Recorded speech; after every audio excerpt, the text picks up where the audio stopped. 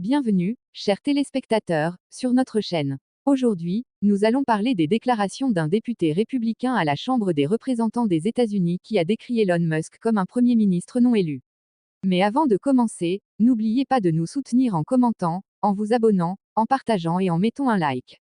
Tony Gonzalez, membre républicain de la Chambre des représentants des États-Unis, a décrit l'homme d'affaires américain Elon Musk comme un Premier ministre non élu des États-Unis, au milieu de son influence croissante. En réponse à une question sur le rôle actuel de Musk aux États-Unis, Gonzalez a déclaré dans une interview avec CBS News, c'est très étrange. Nous avons un président, un vice-président et un président de la Chambre. On dirait qu'Elon Musk est notre Premier ministre. Il a souligné que, bien que Musk n'occupe actuellement aucun poste gouvernemental officiel, il exerce une grande influence dans le pays. Il a ajouté, il n'est pas élu, mais il a une voix. Une grande partie de cette voix est un reflet des voix du peuple.